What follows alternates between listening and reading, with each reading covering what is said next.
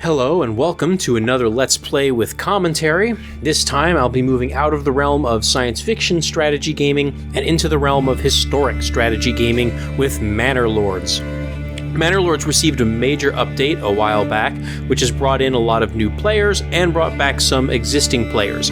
It's still early access, so there are still a lot of features that just don't work, such as a lot of the policies and the AI competitors, but despite being only half of the game that it's intended to be, Manor Lords is still pretty damn good. The developers made sure to get the good stuff working first. As with my other Let's Plays, this first part is going to be available to everybody, but any subsequent episodes that I create in this same series will be Patreon exclusives, at least initially. First things first, of course, is to create a character. Ours will be Ditz, the Mountain Lord. Ditz, by the way, was a name that was generated by the game. I did not give him that name, although I did append Mountain Lord to it, because, we're going to be building like a little fortress settlement on the mountains. This game allows the player to create a little avatar, which you can then actually use to walk around your settlement in third person, which is kind of neat. You also get to create a coat of arms for your lord with a variety of styles, logos, and colors, and I'm going to be looking for something mountainy. I think I kind of like these fort towers. They kind of have a mountain fortress kind of vibe to them, don't they? I think that's what I'll go with, and I'll give it some neutral, muted colors to match the dirt and rock of the mountain that we'll be colonizing between.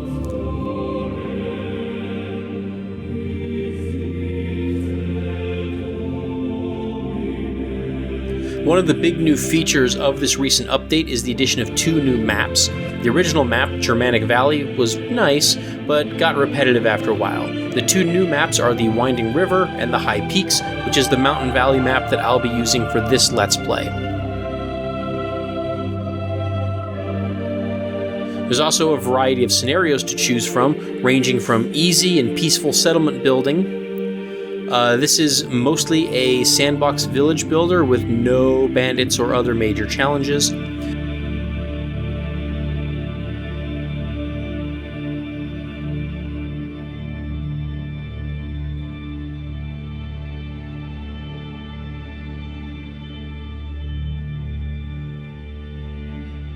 Then on the opposite side of the spectrum, we have the On the Edge mode, which is hard mode with basically raging bandits.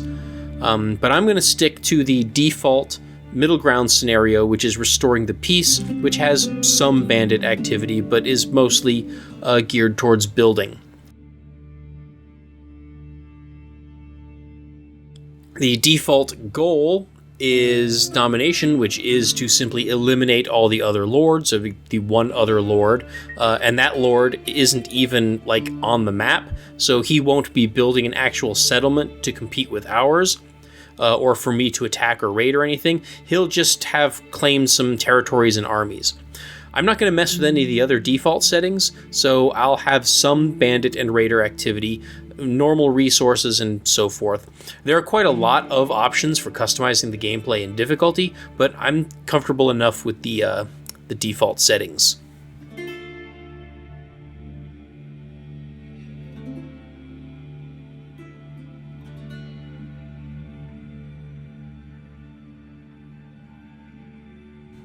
And as soon as we load into the map, we already get a glimpse of the other major new feature in the recent update, which is the fishing pond. I'll be talking about fishing later. First of all, the highest priority is going to be to establish a rudimentary village that meets our settlers' basic needs. That's going to be food, building materials, storage, and housing. But first, I'm going to need to give myself a lay of the land. So this is the High Pass map. It's pretty small with only 4 territories laid out in this linear line, matching the shape of the valley. As far as resources go, I have my little hill here, which will hopefully be very defensible due to these steep ridges. I have a fish pond, some wild animals, a clay deposit, a salt deposit, and a rich stone deposit. The rich deposits are great because they allow a deep mine to be built, which provides an unlimited supply of that resource. The last thing to check is water and fertility, and I got lucky with this map roll. The map has lots of fertile land. That means I'll be able to sustain my population with farming fairly early. As far as the other territories go, there's a rich wild animal herd over here, and a rich fishing pond, and also a rich iron mine, which will be immensely valuable since iron is very important.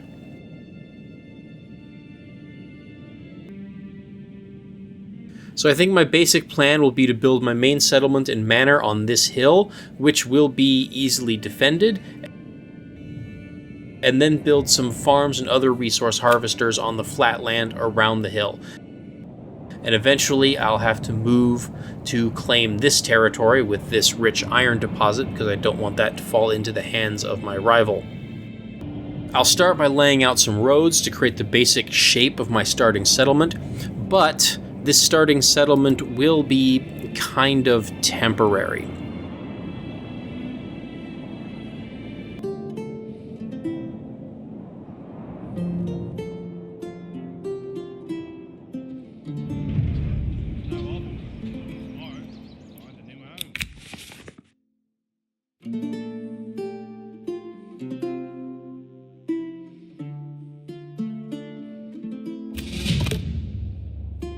In any game of Manor Lords, the first order of business is going to be to get all of the basic resource needs of the population met. This means food to keep them fed, and firewood to keep them warm during the coming winter. Interestingly enough though, fresh water doesn't even seem to be a basic need in this game. It's more of a luxury that is used to upgrade homes to higher levels, so you don't actually need a well at the beginning of the game, you'll just need one later on. You will, however, also need to build homes for your initial settlers, as well as extra homes for future immigrants, and you will need to improve the approval rating so that those immigrants will start moving in and grow the settlement. And that's what I'll be working on in this first episode.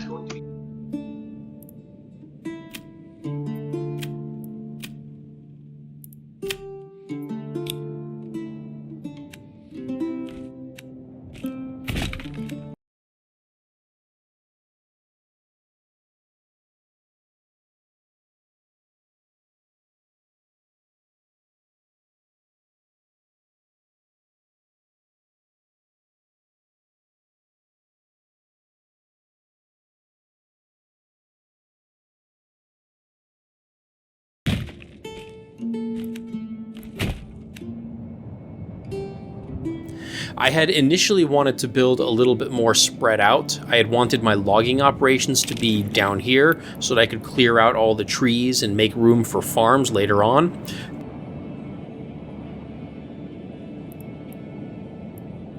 Then I was going to put my hunting and fishing operations in the clearing by the pond,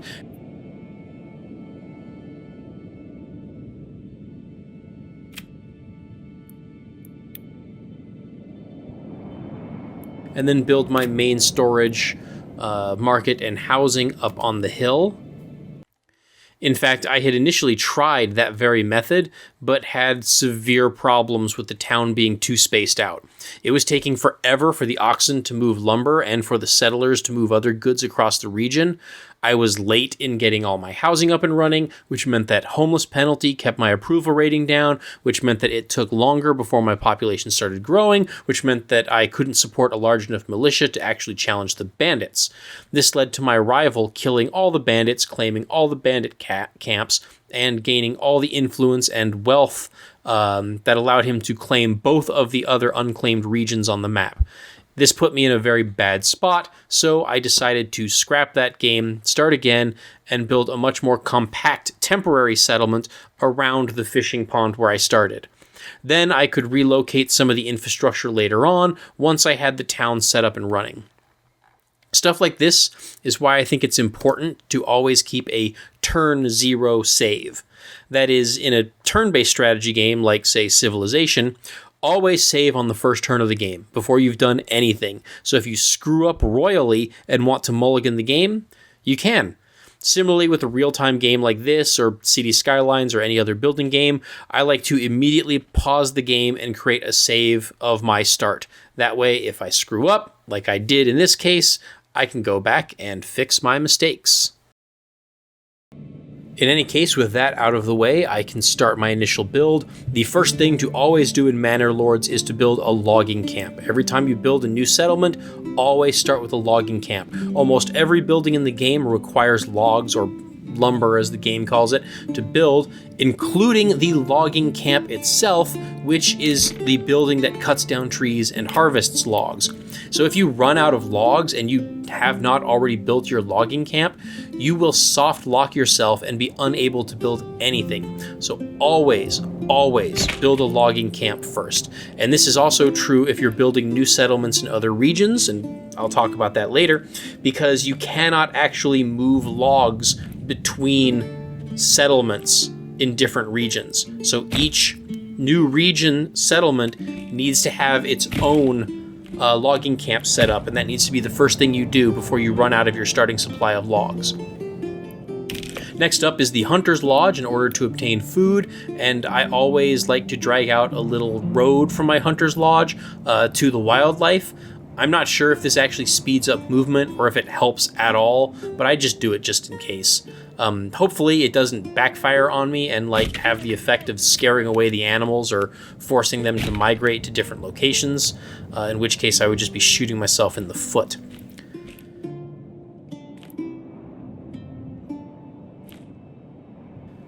Next up, I like to build the granary. Ideally, I would have it up on the hill where it can be protected from bandits. But, as I said before, I need to keep things compact. I screwed that up the first time I tried playing this, so I'm not going to make that mistake again. So I'll put it down here near where the fishing pond is. The reason I build the granary so early is because food can spoil and can be damaged by weather if it is not stored in a granary. So the granary helps to ensure that that pile of food that the settlers started with over by the homeless people tents, it ensures that that food does not get destroyed if there's some freak summer rainstorm. So this is always a pretty high priority for me because I don't want that food spoiling.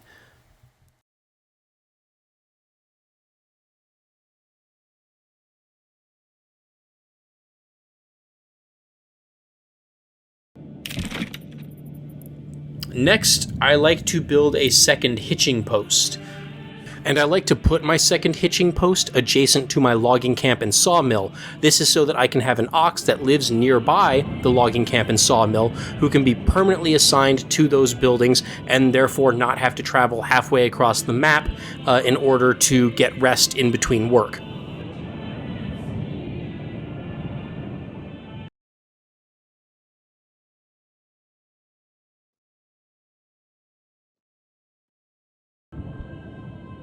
Oxen are one of the biggest bottlenecks of progress in the early game. People cannot carry logs in Manor Lords. They need a beast of burden to drag logs, and that is, of course, the oxen. So I always like to spend my initial wealth to buy another ox. This way I can have one working the logging camp and sawmill, while another is dedicated to construction projects. And then I'll go ahead and plop down a fishing dock so that I can get a second type of food, which will improve the approval rating and help the village to grow a little faster.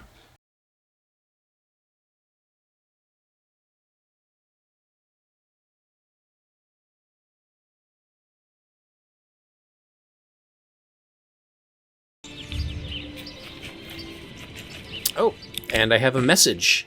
It's from our good friend Hilda Bolt von Barenreutz.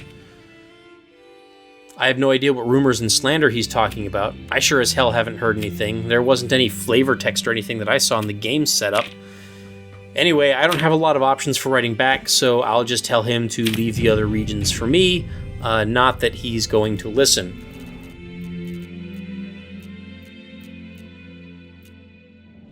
So even though my second hitching post is not actually completed yet, I'm still going to order that second ox at my initial hitching post. It takes time for a new ox to arrive at the settlement, and once it gets here, it will actually start working immediately. That will give me plenty of time to finish that second hitching post. If there is not a hitching post or stable for the ox to rest at when it gets tired, it will run away. So you need to make sure that you will have extra hitching or stable space soon after the ox arrives so that you don't lose it and your, money just goes to waste.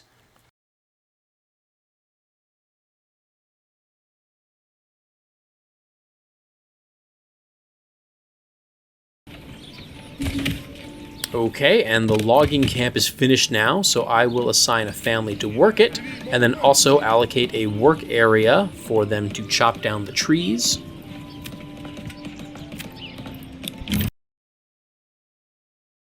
I also want to assign a family to work at the hitching post in order to guide the ox. This is more efficient than letting the other workers try to guide the ox themselves when they need it.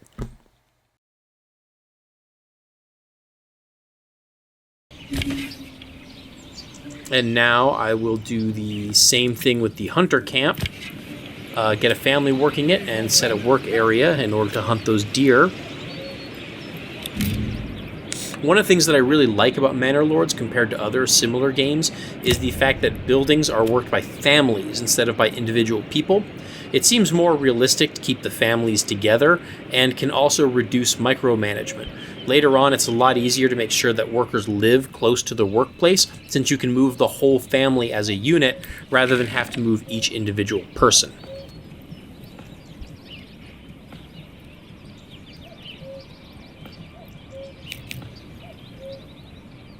And now the granary is complete as well, so I'm also going to assign a family to work here. The granary and the storehouse workers get free handcarts for transporting goods, so I'm going to use them to pick up the starting goods that are near the homeless tents so that those don't get ruined by the rain, which, we already have a rainstorm coming in, and supplies are already getting damaged by the rain. So it's good that I built that granary and storehouse early so that I won't lose as many, if any, resources, at least not completely. I'm not going to assign a family to the storehouse quite yet. I'm less concerned about the non-food supplies getting ruined, since those are easy enough to replace, and nobody will starve to death if I lose some wood or bricks to the rain. I need that free family to continue the construction on that fishing hut anyway, to make sure that I, keep a steady supply of food. And it looks like the granary workers have now moved all of the food into the granary. So what I can do is I can reassign that family to the storehouse so that they will start collecting the other supplies. And since the deer are already somewhat depleted, I can also reassign my hunters to the fishing hut to keep a steady supply of food reserves coming in while still keeping a free family available for construction. Fishing, by the way, seems crazy powerful in this version of the game. I actually suspect that it might get hit with the Nerf bat at some point. Fishing ponds generate a lot of fish. It seems to be a lot more than the hunting camps generate. It just seems like it's really easy and really reliable of a source of food, especially early in the game. Like, if you start near a pond, you really shouldn't have any problems with food at the start of the game. At least, that's been my experience. And now that I have a source of lumber, food, and basic storage, I can start working on building homes. And this is my favorite feature of this entire game. The way that you zone homes in this game is really cool and really unique. You drag an area of any size or shape that you want, and you can put homes along curve roads or fill in strangely shaped plots, and the housing plots will actually conform to that shape and size. They also can have these little backyards, which you see here, which are really cool. This is a really realistic and also cool-looking way of building homes. Like I said, it's really cool that they can fill these irregular plot shapes and they conform to the shape of roads.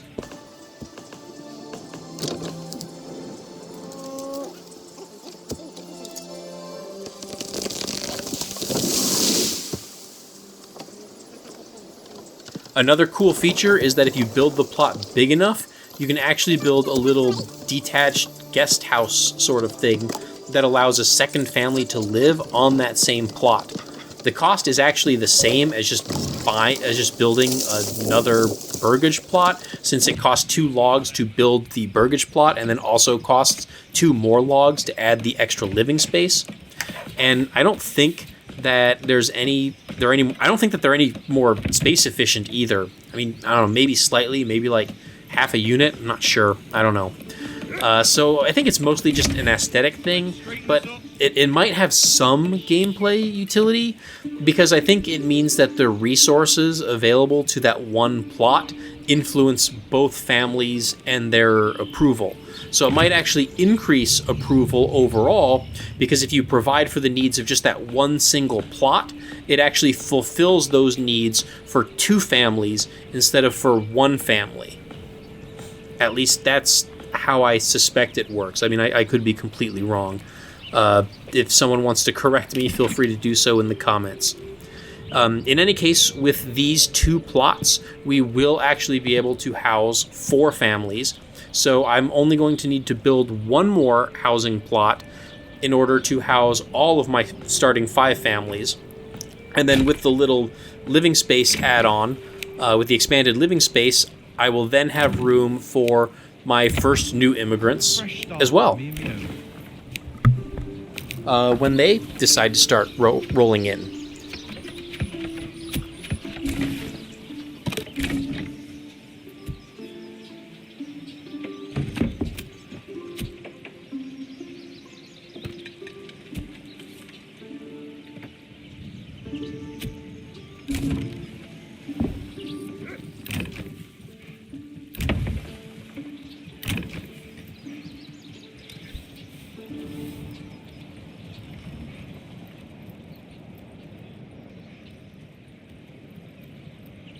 I now have a few months' supply of food, I have housing for all my settlers, and it is the middle of the first summer.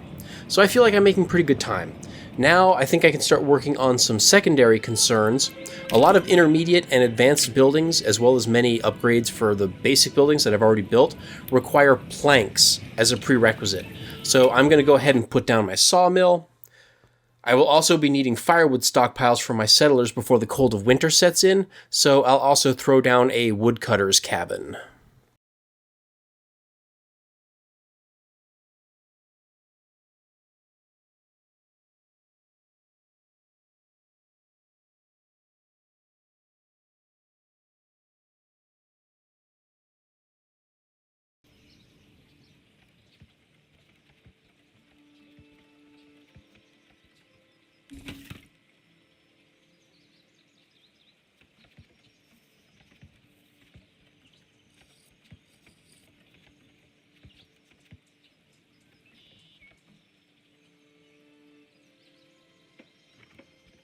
With the sawmill built, I can assign a family to it, and also I'm going to assign one of my oxen.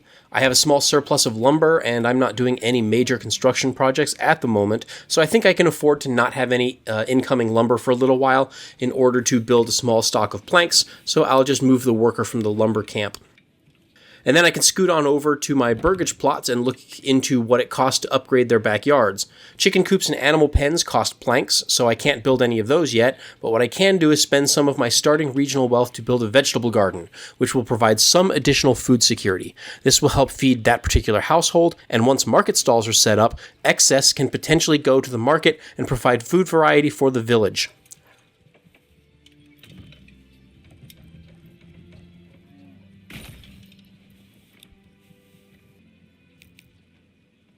The woodcutter camp is done, but I don't have any spare families to work it yet, and that's okay. I'm not in a huge hurry. It's still the middle of summer. We don't need firewood quite yet. I'm just going to wait for some planks to finish, and then I can go ahead and get the woodcutter up and running.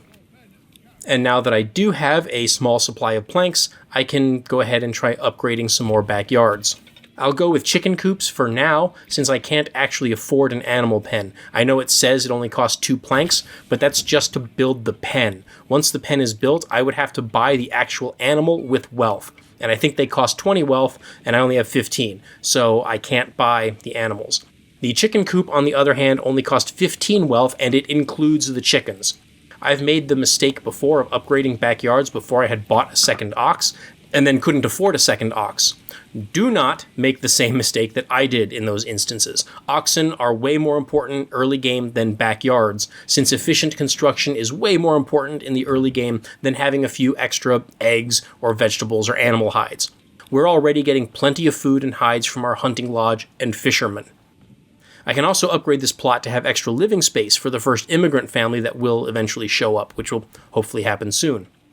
And once again, here's a summer rainstorm, so I feel vindicated that I built that granary and storehouse as early as I did, so that and got all the resources moved into them so that they would not be currently getting damaged. And now I have extra housing space for a new family, but the village doesn't actually grow unless the approval rating is 50% or higher. The higher the approval rating, the more frequently new immigrants will arrive. Right now, I'm losing 3 points of approval since the settlers still remember the months they spent homeless. This is another interesting mechanic of Manor Lords. Your villagers will remember things that influence their approval rating going several months back. I'm not exactly sure how far back it goes or what the specific rules are for this, but what this does is it prevents the player from being able to just quickly do or build something to meet some need of the village in order to boost approval, and then just turn it off as soon as approval goes up. You have to plan ahead and wait for the people to forget how unhappy they were. Inversely, if their happiness is starting to suffer, it won't completely tank right away, as negative modifiers should hopefully be somewhat offset by the memory of those happier times, giving you some time to rectify the situation before the whole village collapses. In any case, I need to start thinking about bringing my approval rating up so that I can get some immigrants sooner rather than later. But first, I should probably start chopping some firewood in preparation for winter. It looks like all the starting resources have either been spent or moved to the storehouse, so I can unassign the family from the storehouse now, and I don't need anyone working at the hitching post anymore because I'm not doing any construction, so I can work the woodcutter and the sawmill.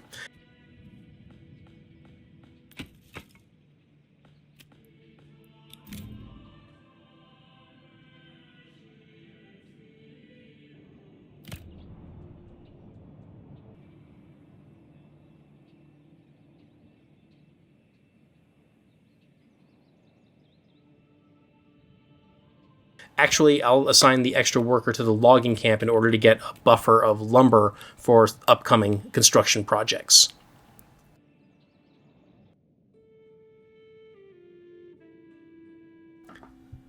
While all that's going on, I want to start planning out my move up onto this hill. This is where I actually want the city and my manor to be, since it is defensible and offers a fantastic view of the valley.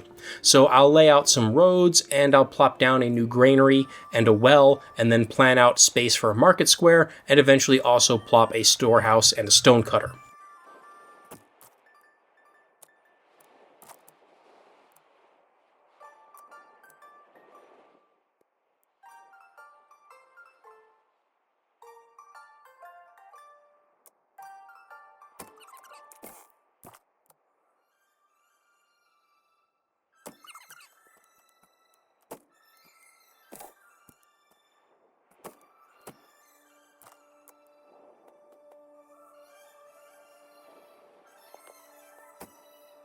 I'll be needing to cut some stone for some buildings that will be coming up soon, so I do want to get the stone cutter built now.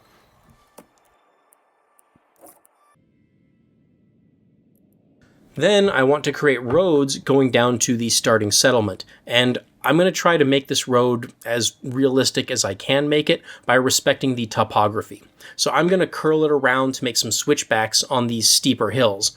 I honestly don't think there's any penalty for people walking up steep hills, at least not for the regular citizens. For military units, there are penalties, but not for laborers. So the people probably could just walk straight up a straight road going up the hill, and creating all of these winding switchbacks might actually be less efficient gameplay-wise. But it is more realistic, and I personally think it looks a lot better, so I'm going to do it anyway. Hopefully it won't lead to too much of an inefficiency. And with the market square assigned, I want to reassign some population to actually set up market stalls. In the most recent update to the game, families in Burgage plots do not set up their own market stalls the way that they used to. Now, workers at the granary and storehouse set up and run the market stalls, so I'm going to assign families to the granary and the storehouse in order to get market stalls up, which will help boost our approval. And here come the workers up the hill to start building the stuff that I had plopped. And while we watch them work, we can also admire the beautiful scenery of the mountain valley on top of this hill and get an idea of why this would be such a desirable place to settle in real life.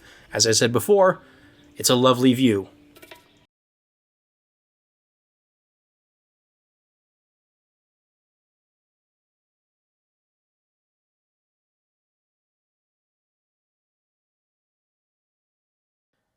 Well, you can see that it took a while to get that stone cutter built because of how far people had to walk. So now imagine if everything that I had built was as spread out as this is, and that I had to try to build that stuff while my food and firewood was dwindling and winter was rapidly approaching. It would not have been good, which is why building your initial settlement very spread out is not a good idea, and why I decided to mulligan and build everything much more compact. And you can see that I now also have some market stalls set up. The food stall has 3 different types of food, which is boosting approval by 1 point, bringing it up to 48. So I'm a little bit closer to growing my population.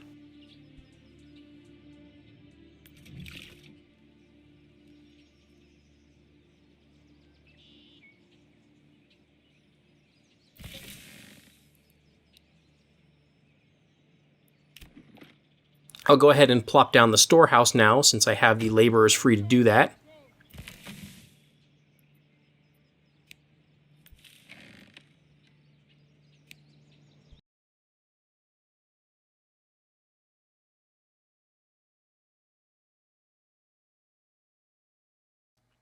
As villagers shop at the market, more households will realize that there is a variety of food at the market, which will further increase approval. With 3 different food types, I expect approval to go up above 50%, which it has now done. So now I can expect population growth, and new families will start moving in any minute now.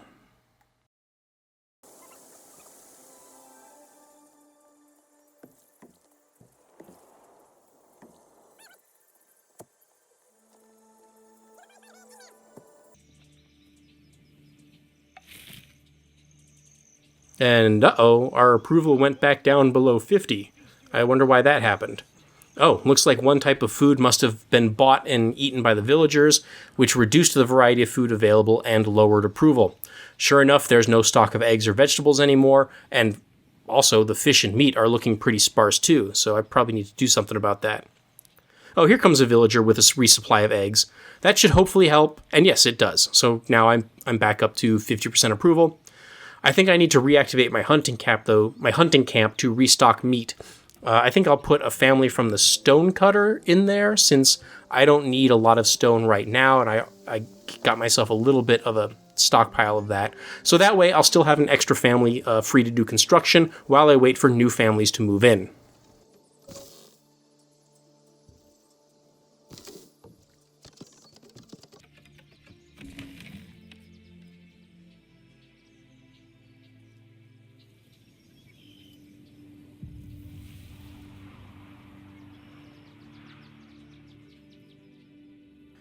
And now I am starting to run low on lumber, so I'm going to want to get my logging camp going again.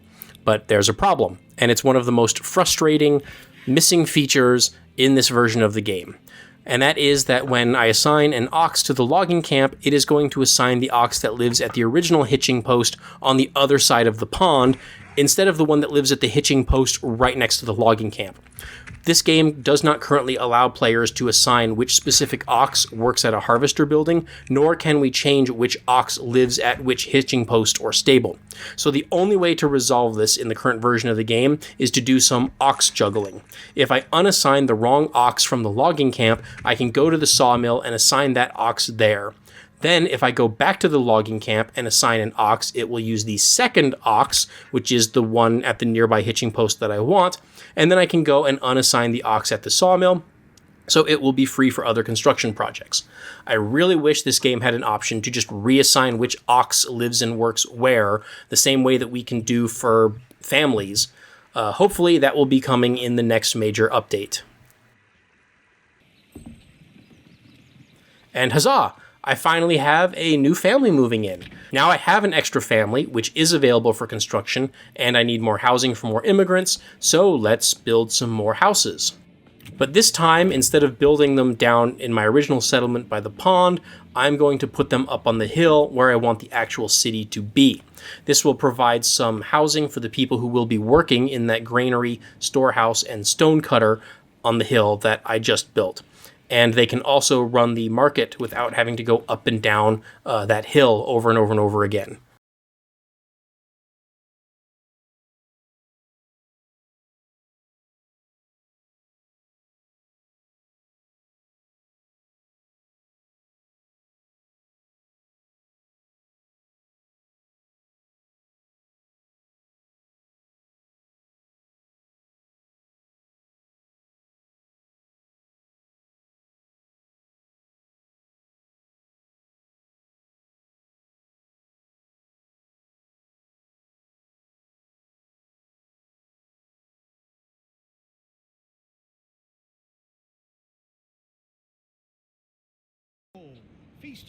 Winter is now setting in, and it's starting to snow. If I go look at my hunting cabin, I can see that the deer population is down to the minimum that I'm allowed to hunt, so my hunters won't hunt. And the fishing pond is also frozen over, so I can't work either of those buildings, so I will temporarily disable both buildings through the rest of the winter and make those families available for constructing the new homes for immigrants. I have plenty of surplus food, so nobody should be starving. There is also an upgrade in the upgrade tree that allows ice fishing, but it'll be a long while before that's available to me. I would have to level up multiple times, and considering how good fishing is for the majority of the year that the pond isn't frozen over, I really don't think it's something that's necessary. If fishing ponds get a nerf, then that would become a lot more attractive. So in the previous versions of the game, the way that it would have worked is if I kept families working the hunting cabin and the fisherman's lodge, they would be the ones who would set up market stalls and sell the meat and the fish, not the people who worked at the granary and the storehouse. So now that that change has made, as far as I know, there's no reason to keep families working buildings that aren't actually producing anything at the moment.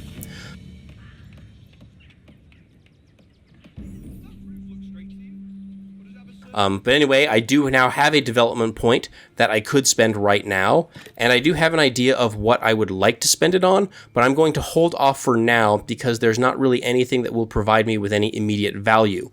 I'll come back later and spend the development point when it's a little bit more relevant. That way, if something crazy happens in the meantime, and I need to pivot my strategy for some reason, I'm free to do so.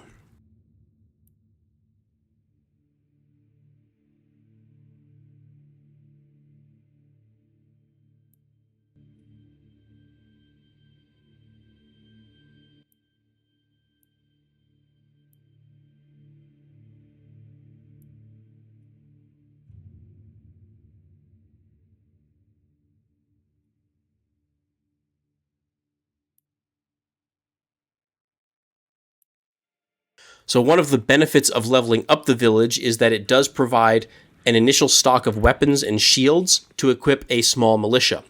A full-scale raider attack is still a couple of years away, but you generally want to have your militia up and going as soon as possible.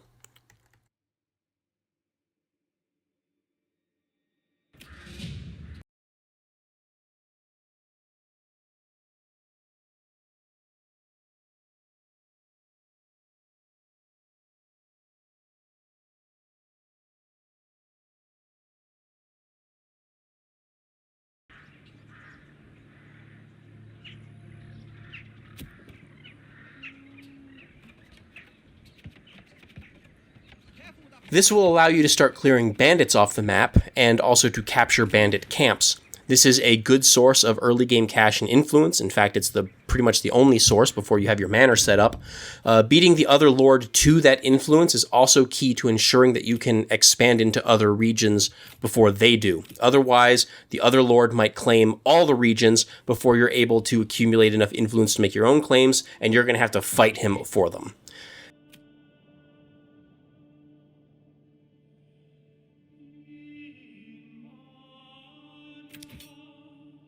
But a measly little militia of 14 troops is not going to be enough to take on the bandits right now, so I will need to build the manor, which will provide me a free retinue, which is a small regiment of trained soldiers that act as a sort of lord's personal bodyguard and also a town watch, and can be used along with your militia. Before I set up the manor, though, I'm going to plop a tannery. This will convert animal hides into leather, which will provide basic clothing at the market, and which improves approval. I'm going to put it over here by the hunting lodge so that the tanners don't have to travel too far to pick up their supplies.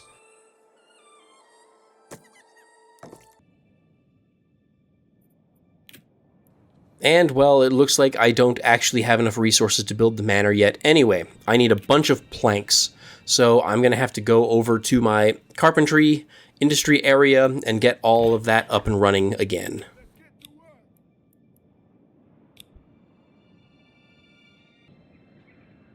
While I wait to generate enough planks to start on my manor, I'm going to work on my road network a little bit. So I'm going to build some switchbacks going down this side of the hill to connect up with the King's Road. And I can also build a road going to where I plan to relocate my lumber industry.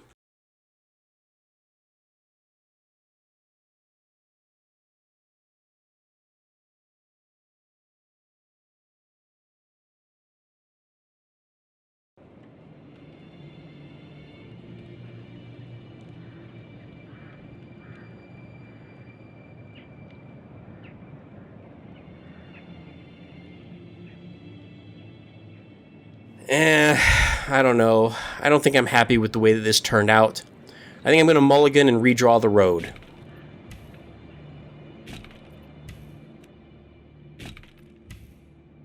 Let's try this again, see if we can get something that looks a little better.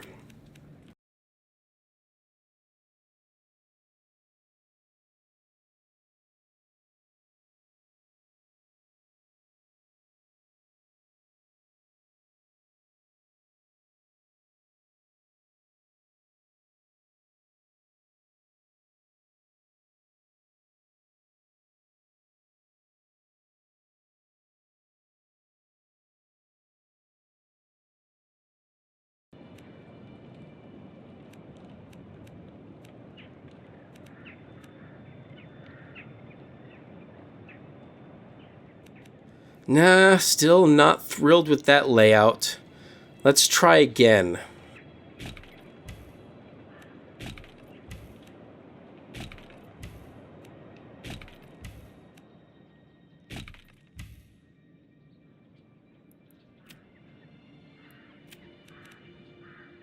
I'll do one long loop going around the side of the hill and then hooking up with the Burgage plots.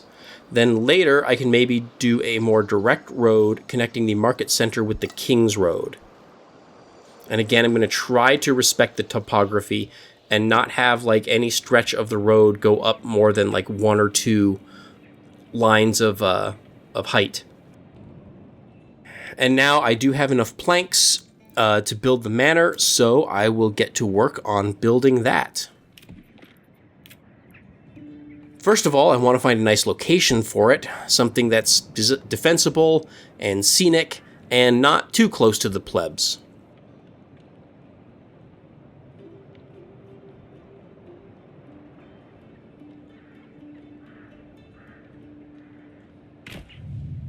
Placing the manor opens up the castle planner, which is kind of a misleading name since the manor is just a wooden house with some optional palisades and a watchtower around it. It's hardly what I would call a castle. If you want to build a proper castle, then the game you should be playing is probably Foundation, which just came out of early access a few weeks ago, as of the time of me recording this. In any case, I could place walls and towers, but I'm not going to right now, since I can't actually afford to do it right now, and it would just slow down the construction of the manor, and I want the manor the core of the manor built so that I can get my retinue going and start taxing. I can also place a church, which will provide additional approval and fulfill the religious needs of the citizens, which will allow the Burgage plots to level up. Getting Burgage plots to level 2 is an important milestone, since the level 2 Burgage plots start generating regional wealth automatically each month, which you can then tax and tithe to grow your treasury and influence respectively.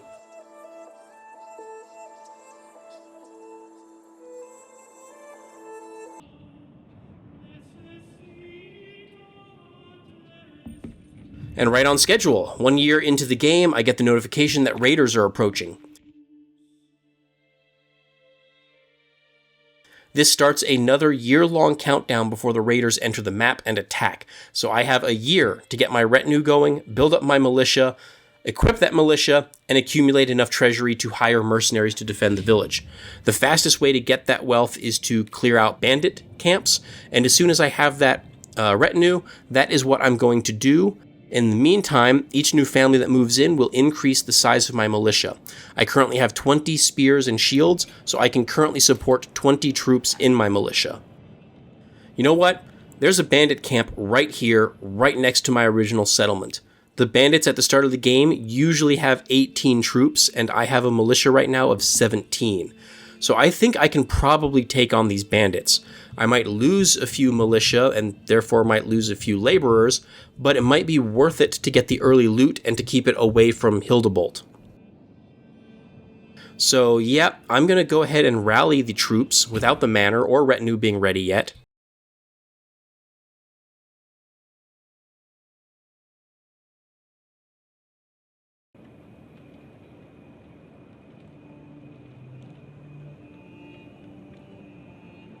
And oh, dang it. I was hoping that I could get into this clearing between these forests in order to fight them, but as soon as I rallied my troops, the bandits started moving against them. So I think I will have to fight them in the forest, which is less than ideal. Fighting in a forest reduces troop morale and makes them less effective at fighting. You would think that a forest would be a great place for me to set up an ambush, but that is not the way that this game works.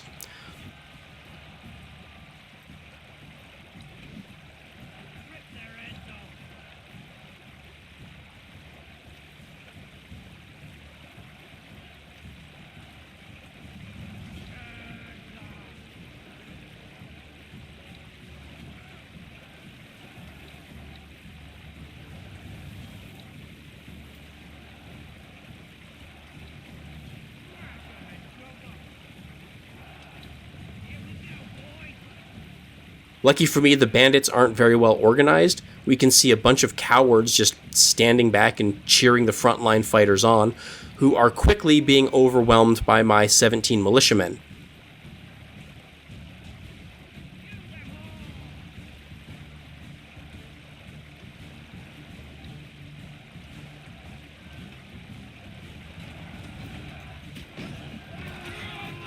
And holy crap, I think I'm forcing them to rout already, and I only lost a single troop.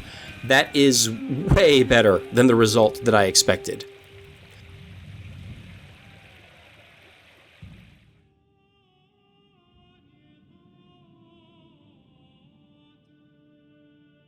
So now I can go ahead and march on the camp to clear it.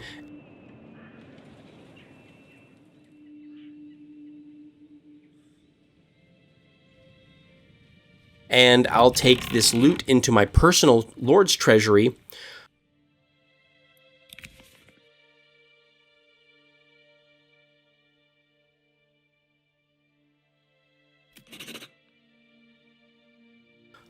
Now I don't even have to wait for the manor and retinue, since I have enough cash to hire mercenaries.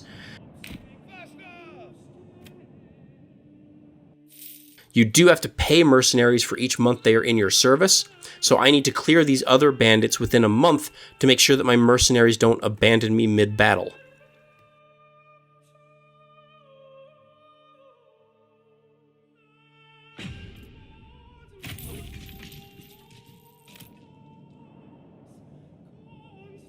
The hiring screen said that they would spawn in Earlhart, which is where my village is, but I don't see them. So where are they? Where did they spawn? Oh, here they are. They're on the edge of the map, actually right next to the bandits. So, wow, that's actually convenient. This won't take any time at all. So I'll go ahead and deploy them based on the many, many, many years of playing Total War games that I have. So, and Shogun 2, by the way, is so friggin' good. One of the best strategy games I've ever played. And Fall of the Samurai expansion for it was also extraordinary. So highly recommend those if you're into this kind of old, style warfare.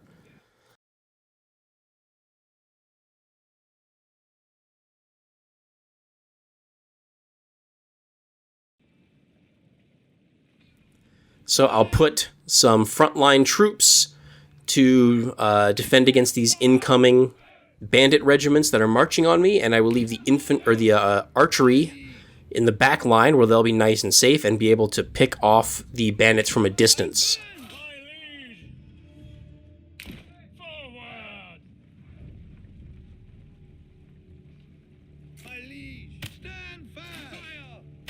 And geez, I don't even think I'm going to need my militia.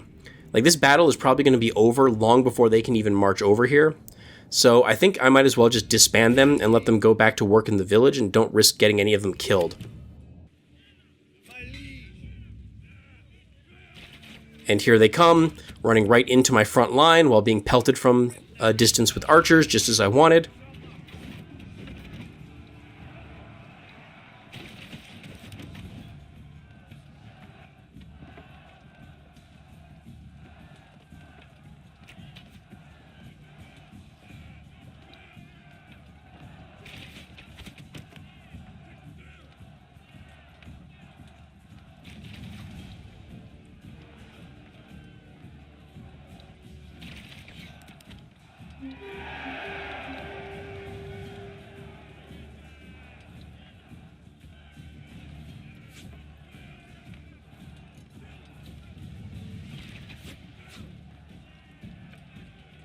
Damn, that went better than expected. I don't think I could have asked for a better military start to a game of Manor Lords. Now I just have to claim the loot from the camps.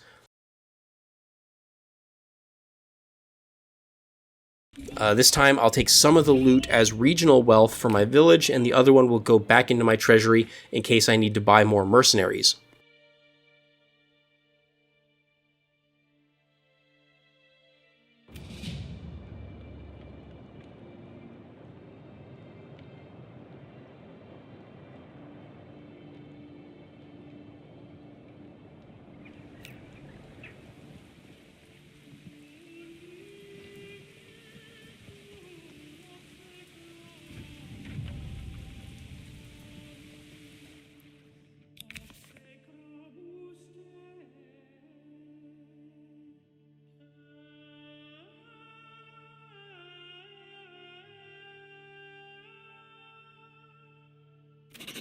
I don't need these mercenaries anymore, so I will disband them.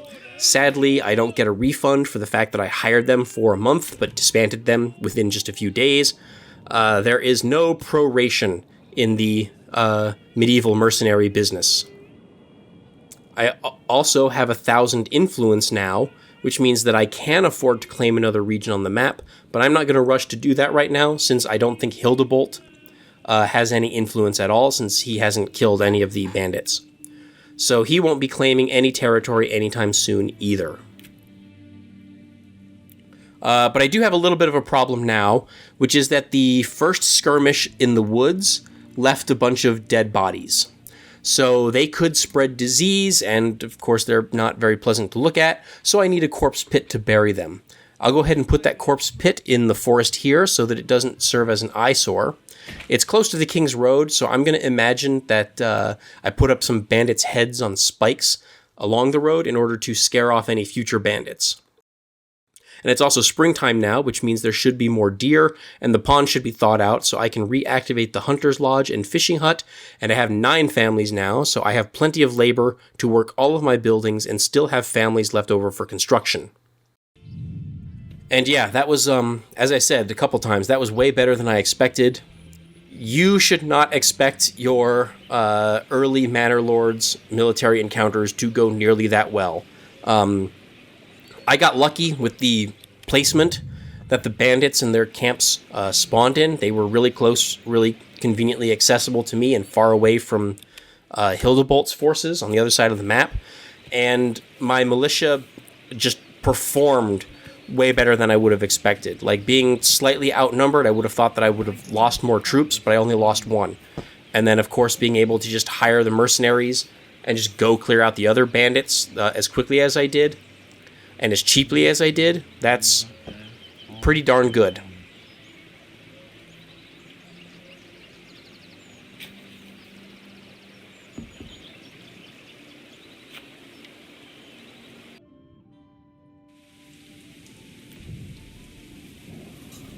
And there is nothing much left to do right now except to sit back and watch the manor get built.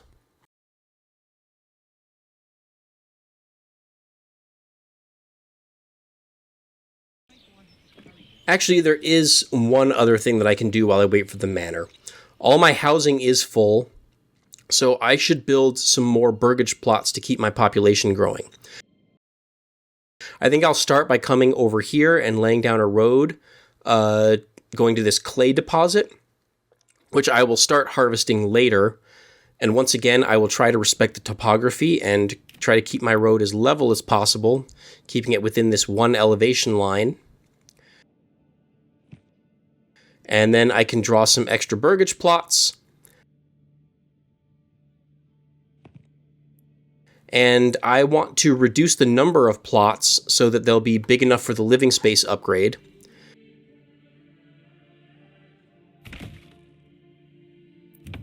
And I'll make these the highest priority so that my population can grow while I'm building the manor and the church.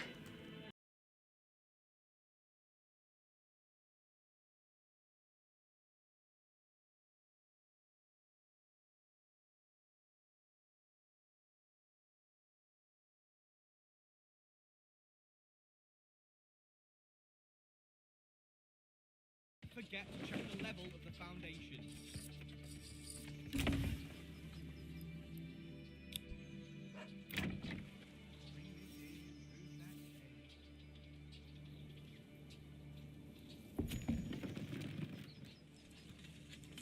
Geez, that didn't take long at all. Almost as soon as the Burgage plot was built, someone started moving in.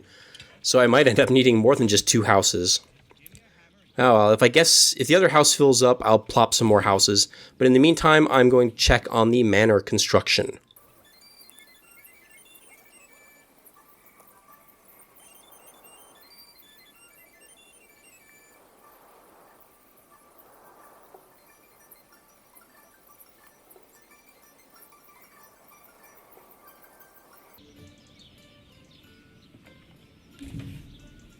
And voila, there it is.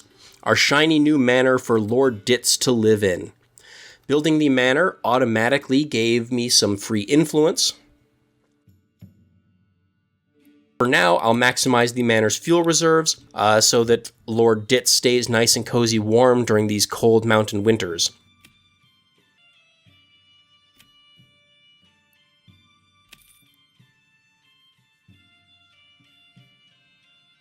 And it unlocked the ability to start taxing.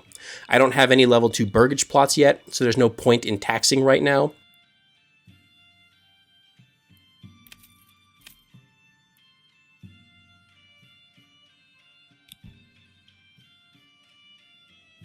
Building the manor also unlocked policies, but there's nothing here that's particularly useful.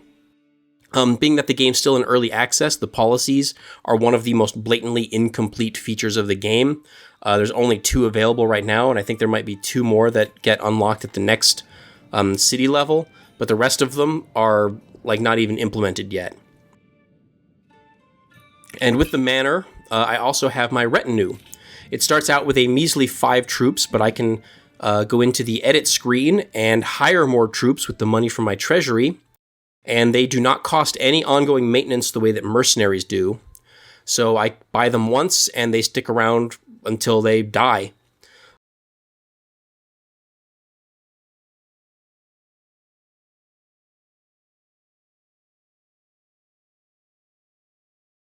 One of the things that I also like to do is to standardize my retinue's uniforms. And for this particular game, I think I will go with a purple and gray gambeson motif.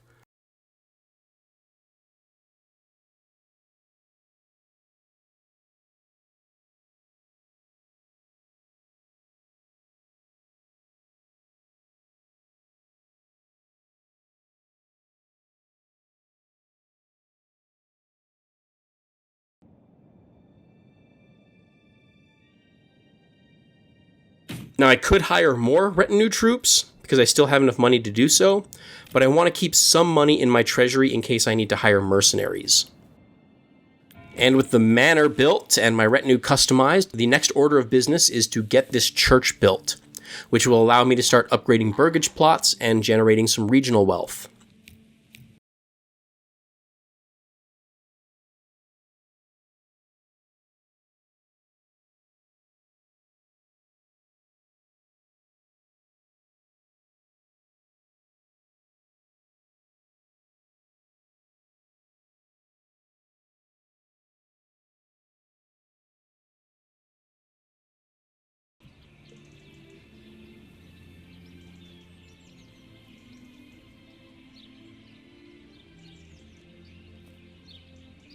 And there we go.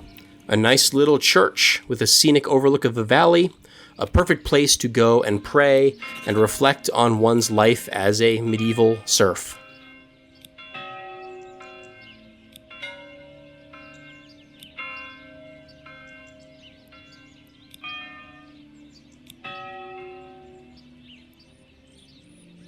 And that should cover pretty much all of the basics. We have all the infrastructure that we need for a new village. We have a militia, a retinue, a manor, and a bank of wealth, some treasury funds, and influence. So now what I can do is start reconfiguring the village to look a little bit more like how I had originally envisioned and planned it. So I'm going to move my lumber and sawmill buildings to the other side of the hill in order to start clearing out the trees over here in preparation for building farms on this fertile soil at the foot of the hill. Something I've actually never paid attention to is whether placing buildings such that they remove the trees. I don't know if that actually gives you the lumber from the removed trees. I don't think that it does. So, because that would, I don't know, that might seem a bit exploitative if it did allow that. So I'm fairly confident that I do need the logging camp in order to cut down all of these trees, such that they actually get turned into useful lumber. If I just placed the farms and cleared the trees out, I don't think I would get the resources. I'm also going to build a little road into the woods for the lumberjacks to follow. I don't know if this is going to make things any more efficient, but hopefully it does. And then I will grab my hitching post and move it down here as well.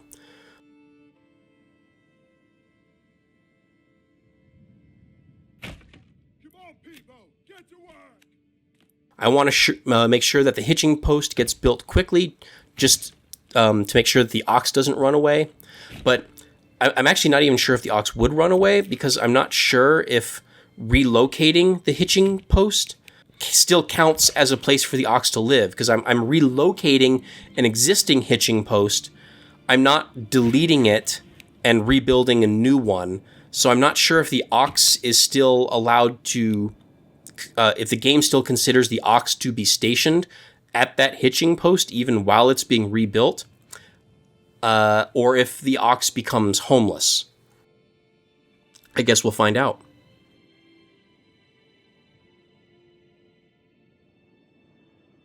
Come on, people, get to work. Can I stay with his trick?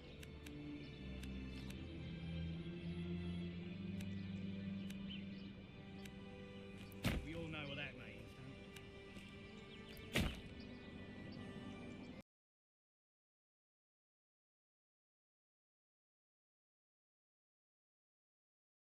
Ew, I do not like that the oxen and builders have to go up over this hill and around to get to the new construction site. So I'm going to create another alternative path running along the foot of the hill alongside this stream, and I will hope that my oxen and builders will use that path instead.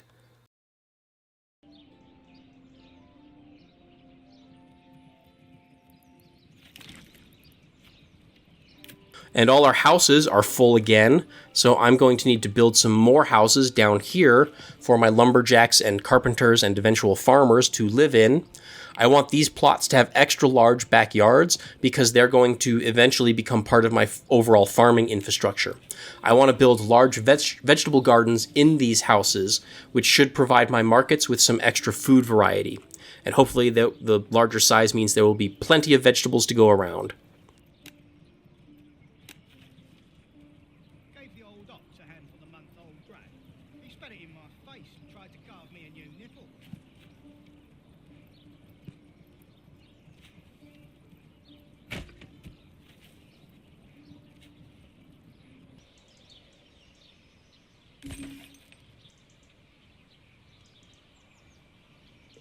that means.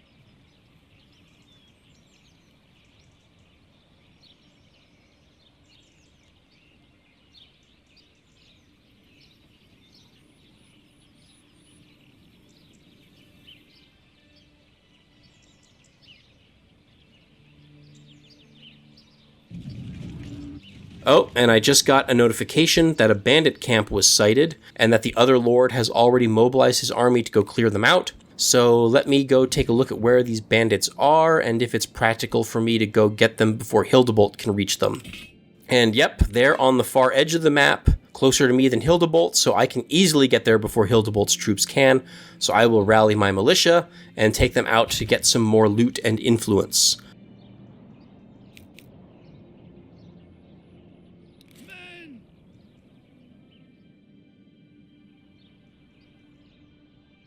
Pick up the pace! Yes! And, shit. I realize I only mobilized the militia and not the retinue that I made such a big deal about creating along with the manor. Well, I don't know, I guess it wasn't too bad.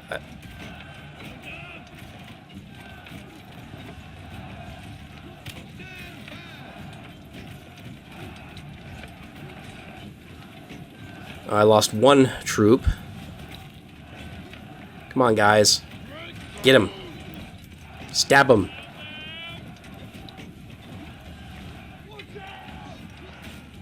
Ugh, lost another one. Come on, you outnumber them 2 to... There we go. Alright, there we go. I only lost 2 militia and managed to rout the bandits, so I don't know if the retinue would have made that much of a difference. It's not a terrible outcome.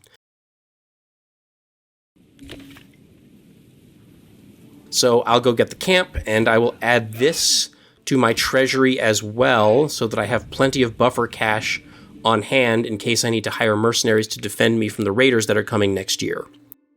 And yeah, I can't believe how incredibly lucky I've been with my military and my militia in this game. These bandits, they're just spawning in like the most ideal locations. My militia are just kicking ass. I mean, my militia have now defeated, 2 or 3 entire regiments of bandits, and they've only lost 3 soldiers, so that's pretty darn good. I haven't even needed to use the retinue yet.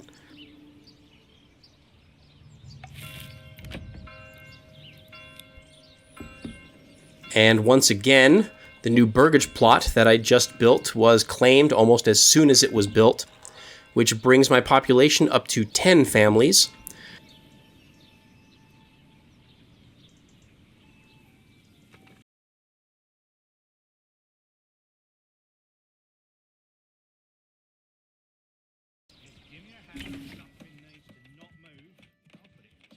Now that I have a church, I can probably upgrade some of my older Burgage plots to level 2. So I'm going to go to the top of the hill and see if any plots are eligible for upgrade. And sure enough, they are. But I only had enough planks to upgrade 1. So I guess I'll have to wait for that relocated sawmill to finish construction. And in hindsight, maybe I should have just built a new logging camp and a new sawmill so that I could keep the original ones operating and producing resources while I waited. Well, I don't think it's worth save scumming to do that. I can probably just wait a little bit. It shouldn't take too long. We need more workers here.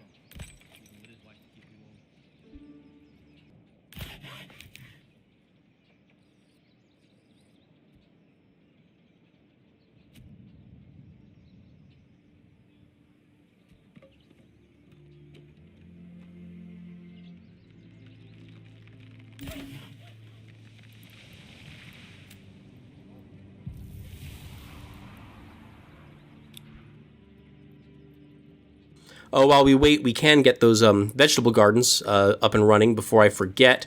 It's already October, so I don't know if they're going to actually produce anything until the spring comes along. I don't know if the villagers can plant or grow vegetables in the winter. I don't know, maybe there's certain crops. I don't know. Ooh, just noticed I am out of firewood. Better get that woodcutter going before the cold of winter sets in. Once again, not leaving that original woodcutter operational almost turned into a massive blunder, so good thing I caught it when I did. And I now have 2 level 2 Burgage plots. So in addition to the vegetable gardens and animal pens, having a level 2 Burgage plot unlocks the ability to create more advanced crafting workshops such as the brewery and bakery and smithies and stuff. But I don't have the technologies or resources to do that yet, so that will have to wait until next episode. Now that I have some planks, I think it's also time to upgrade the hitching post to a stable. This way, I can order a 3rd ox, and I'll have 1 ox dedicated to the logging camp, 1 to the sawmill, and a 3rd ox free to do construction work. I also have enough planks to upgrade another Burgage plot, so 2 level 2 Burgage plots is all that I will need in order to hit the next development milestone.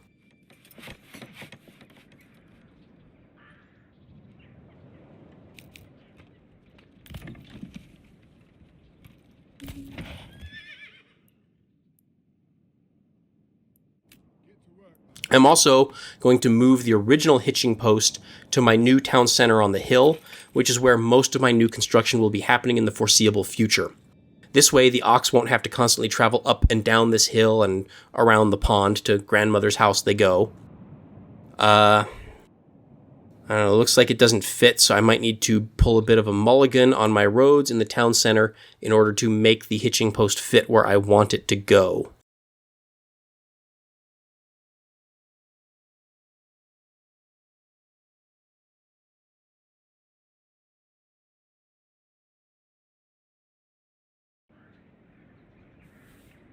Okay, now comes some more ox juggling. I want to make sure that the 2 oxen working the logging camp and the sawmill are the 2 living at this stable, so they don't have to travel very far. I only see 1 ox in the list of livestock here, despite the fact that the other hitching post has been torn down and is in the process of being rebuilt. So I think that answers my earlier question of whether the ox can continue to live at a hitching post during the relocation process, and it appears that answer is yes, because otherwise I would assume that it would be in this list here. So I'll want to buy another ox for this stable, now that it can fit 2 oxen, and then I can finish my ox juggling.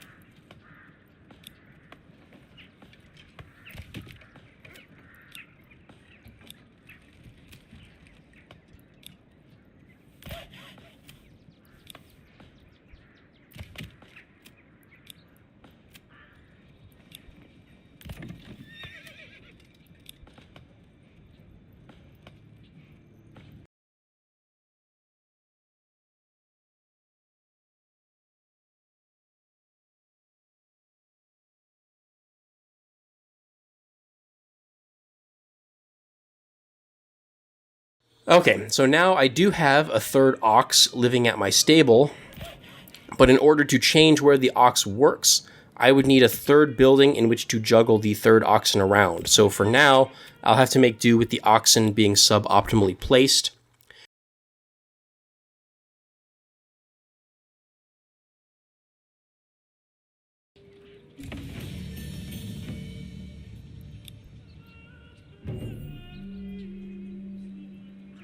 And I also now have a 2nd Burgage plot, which means my settlement has gained another development level.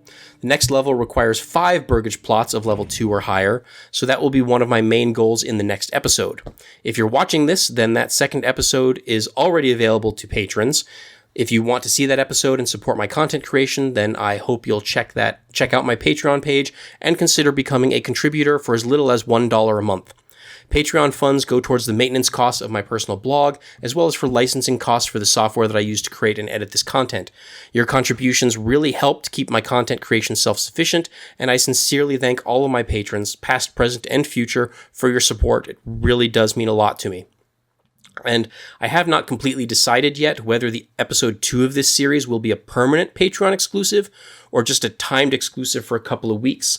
I'm kind of leaning towards the latter, but we'll see how this performs, and then I will decide what to do with that. So thanks for hanging out with me for this past hour or so. I hope you enjoyed watching me play the game, and I hope that you maybe also learned a thing or two about Manor Lords. So feel free to tell me in the comments if you think I did anything wrong or if I played suboptimally. I'm sure I made some mistakes. I mean, I pointed out a few even in the episode. Also, feel free to comment if you have any suggestions on how you think I should develop my village in the future. So thank you, and have a wonderful day.